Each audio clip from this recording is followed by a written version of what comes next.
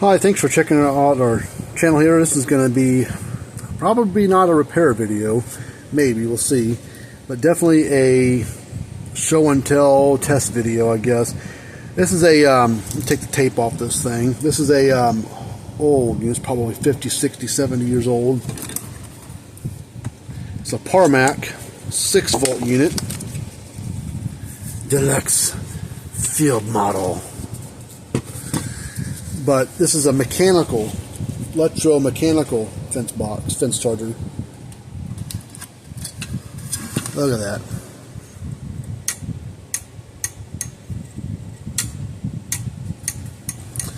It has definitely seen better days.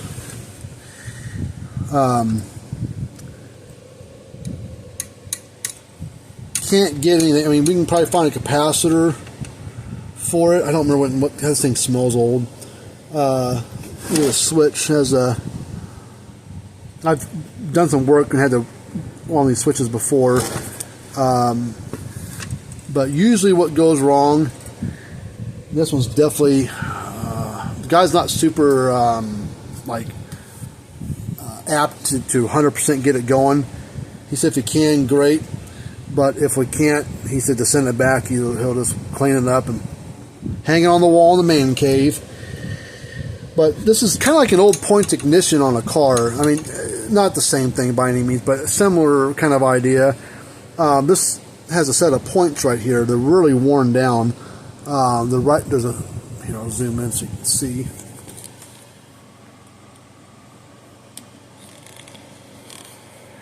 A set of points. There's one set right here, one piece right there, and another one right there, and it's pretty dang thin. But these points get gummed up, burned up, stuff like on an old point ignition on a car or a small engine, an old tractor or something. So you can take a small file, a real fine file, you can just clean the surface up a little bit. A piece of sandpaper. I don't have any sandpaper, but I got this little thin, fine file here.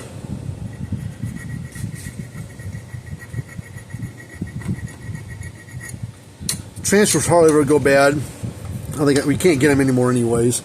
But as this capacitor energizes, it kind of jars this thing, this wheel here. Trying to zoom out a little bit. Fingers are a little greasy.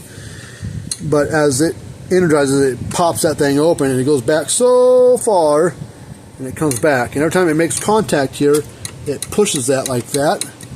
Pushes this thing here, which connects this set of contact points.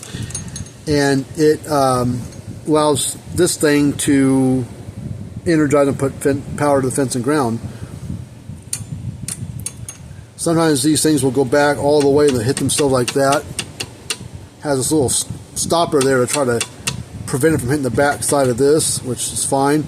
But the only way it would do that is if you put, this is a 6-volt model, if you put 12 volts to it, it would definitely fling all the way around and damage something. But these little coil spring mechanisms, this little coil of wire here, you see it kind of as you look, watch it, as you spin it, it tightens up, it gets smaller and smaller, and it recoils the thing back. Like old watches and old clocks and stuff had a similar type of spring coil mechanism in there. But I just cleaned the points on it. I don't know if that's gonna, I'm sure it helped. But let's strip this back, this wire here. Now you're gonna notice something a little funny, different, but this is how it was on 6-volt powered anything back in the day. Tractors and cars, they were a positive ground. So you would think, okay, black and white, black's negative, white's positive. Nope. White, you see this white wire? Goes right here, goes right to the frame of the unit, which is ground. So white is your ground, your negative, black's your positive. That's how old cars were. That's how old these old fence boxes were from Parmac. They try to keep things the same, just because that's how batteries were. That's how, you know, all the automobiles and tractors were. So they just try to keep things the same, so that way it wouldn't confuse anybody. Confused the hell out of me back when I would first get one of these older 6-volt units, and I'm like, why won't it run? Oh shit, because I got backwards. But then it's not backwards. From the time, it was normal. But in today's day and age, you would think black is negative, because they're kind of universal. You know, universal made it the same. So I want to apply power to it. This switch is deal's missing. Let's make sure it's off. Okay, it's off right now. Let's turn it on.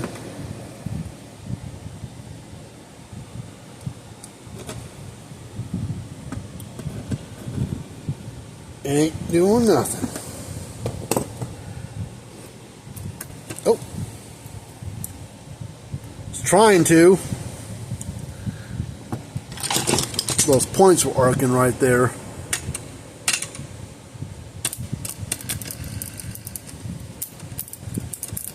Okay, we got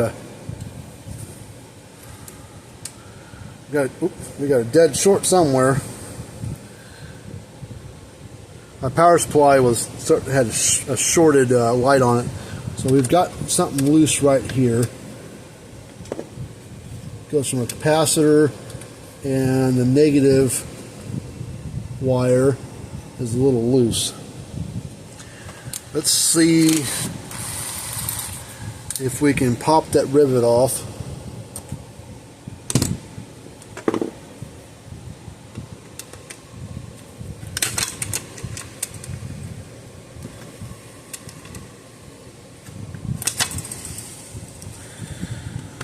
Broke the rivet off.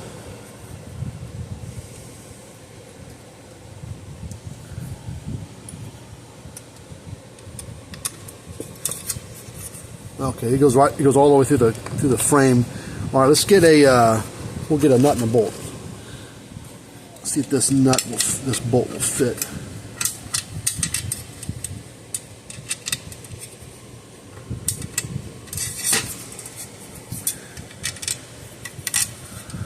All right, there's that.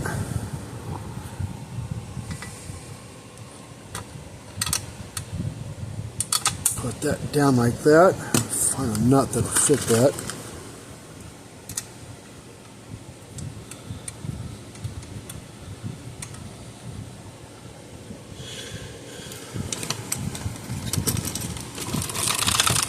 Come on.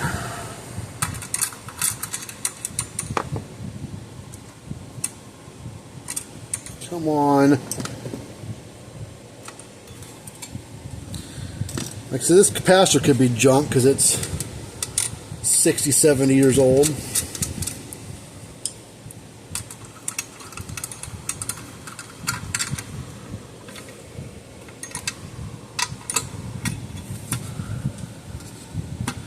Alright, it's on there a little bit more snug. Let's, is this thing still turned on?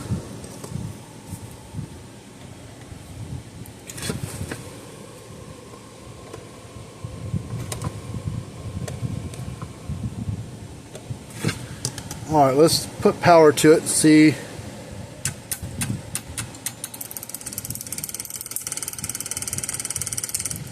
Okay, it's trying to work. These points are junk. See if we can find a paper towel. Give me a second here. So either the points are arcing, so they are bad. I mean, they're dirty or whatever.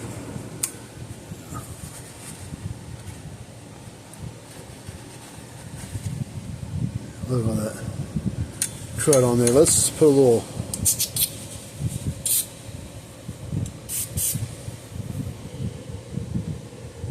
spray on there.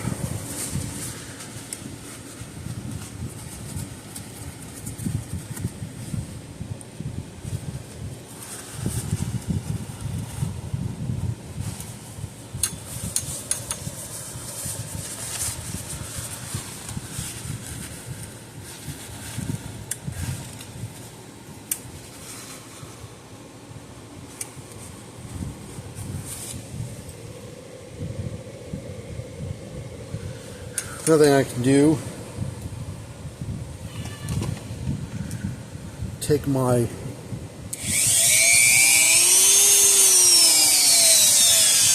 wire brush, polish them a little bit.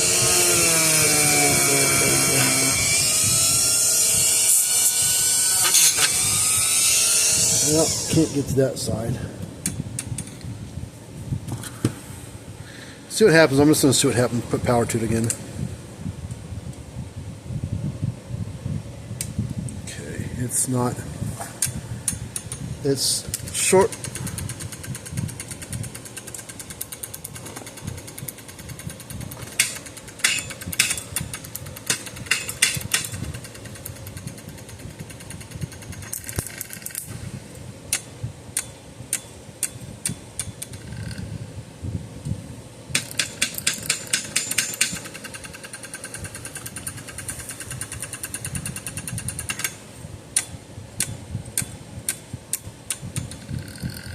See, it's trying to go.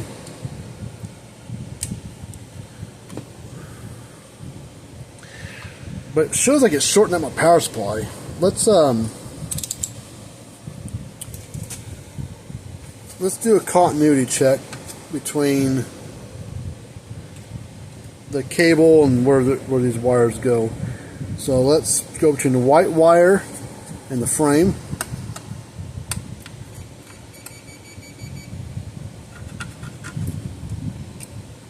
Uh-oh. See, we're having a connection issue. There we go.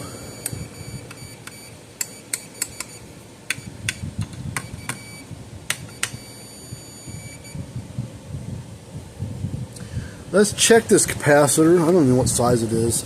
I think most of the time these were 600 volt, but I do not remember the microfarads. They weren't very, they were maybe 400 volt.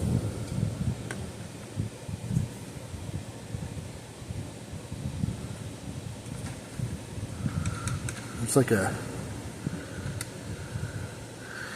glaze on there, but I'm not getting nothing out of it. There it is. 620 nanofarad. I think it is like a 220 nanofarad, but I cannot see what size it is because the strap that's on there is covering it up.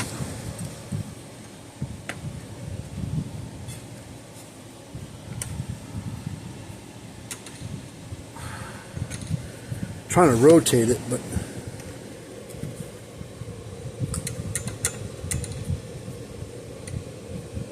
there's a like a wax film on there.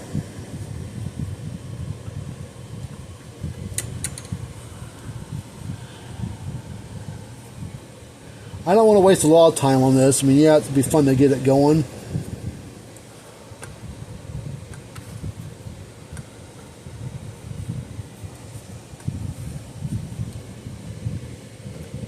It is a 400 volt capacitor.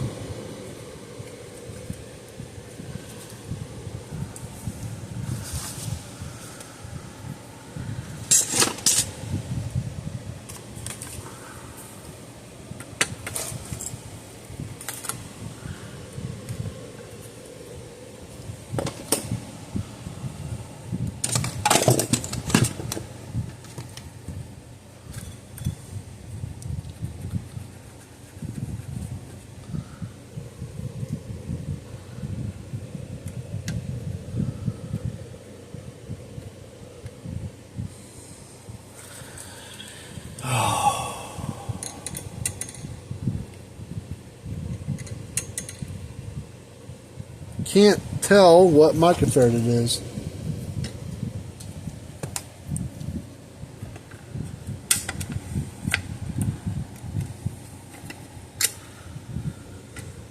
I'm gonna touch it a certain way and get zapped with the dumb thing. I cut that strap.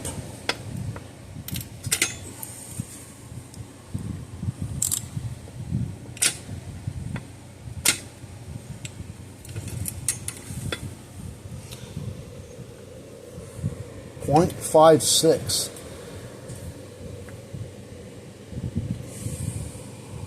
Made in the USA.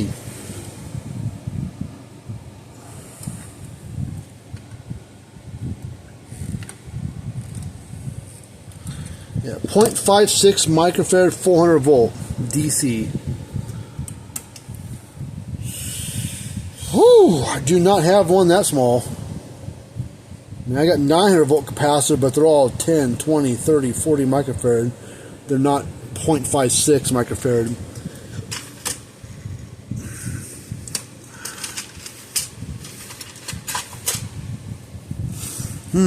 Let me just do a little sniffing around here real quick, see if I have anything that I can use in this thing.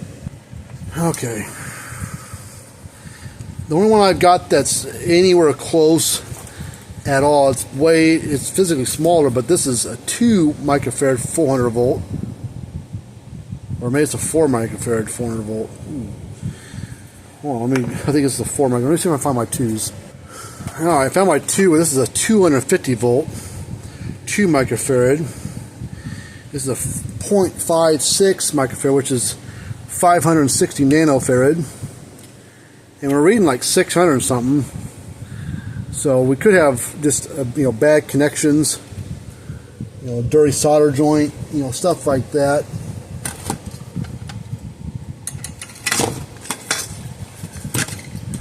Honestly, I don't even know how they fixed these things back in the day, because you'd have to really drill the rivets out of all this stuff and yank the whole assembly out, and then maybe you would do some work to this.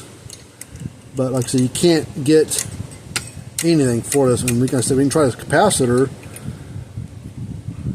Not sure if it's gonna work or not.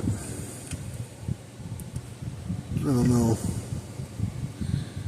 The guy said even if he got it going, he said he probably wasn't gonna use it. He was more curious if we could. I think our issue is these points.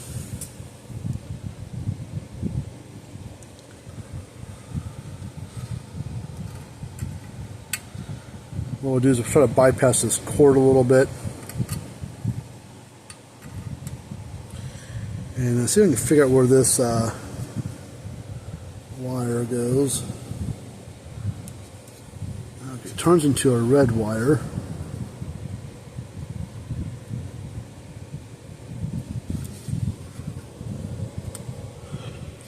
Which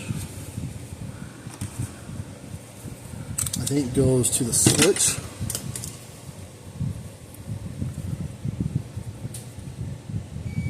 Yep. So we can put power red positive right there. Just see what this does now that we're kind of bypassing the cord. Shorten up my power supply.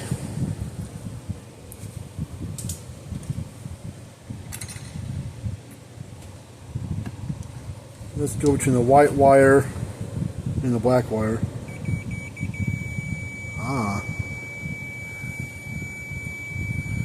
We got a short somewhere.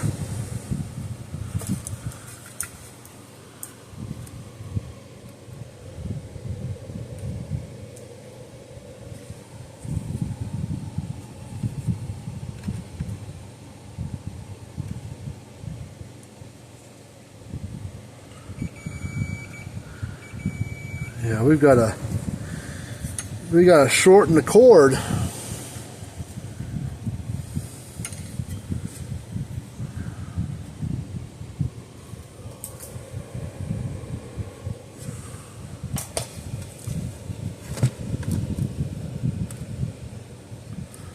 don't even know where this wire goes on this transformer.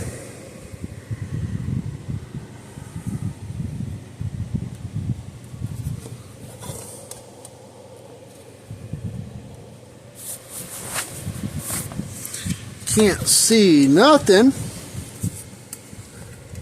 and there are there's no schematics for this stuff.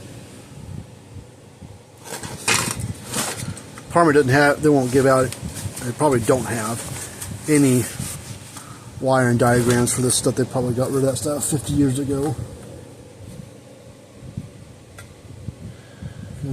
Got rid of that built these and repaired them was probably dead and gone.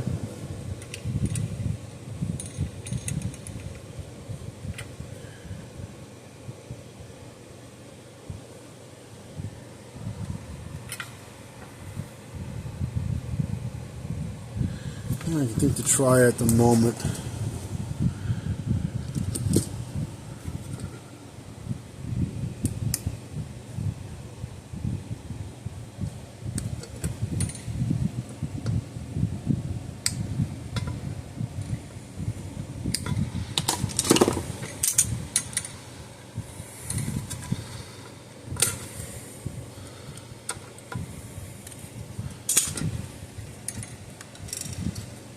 Let's cut this back. Cut it right there.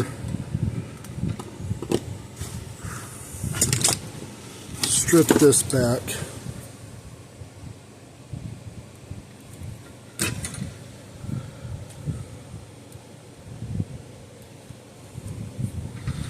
Strip this back. And then we'll do a continuity check again. Go between the white and black. Okay, see, we're not shorted there, so something between here.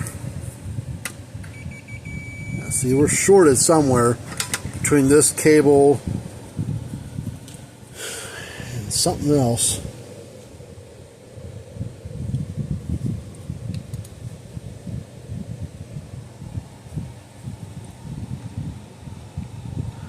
I wonder.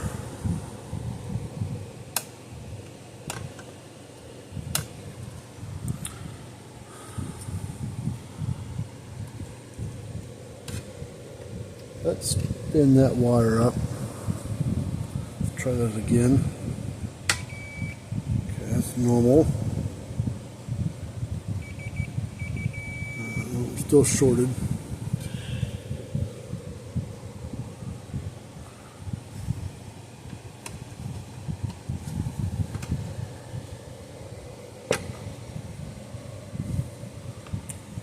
Try it again.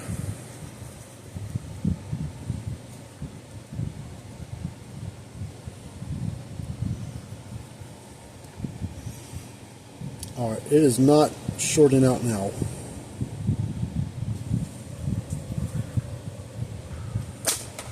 Let's put power back to it.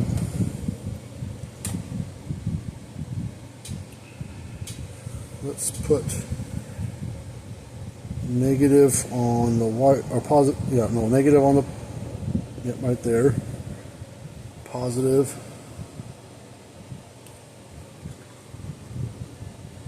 Right there. Turn it on.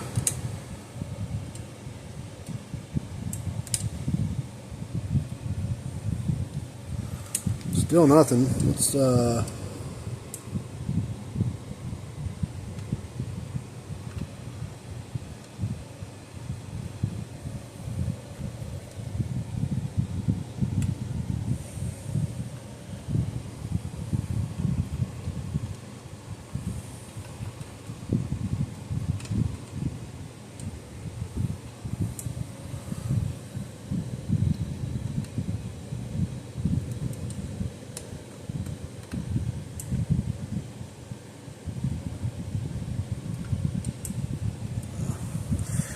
I don't know.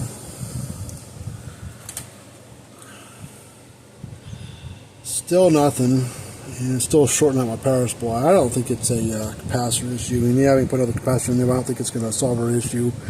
I don't want to dick around with this thing too much. I've already wasted quite more time than I wanted to spend on this thing, especially since the guy says on his notes, you know, if you can fix it, great. If not, send it back. And that's probably what we're just going to do. We'll clean it out.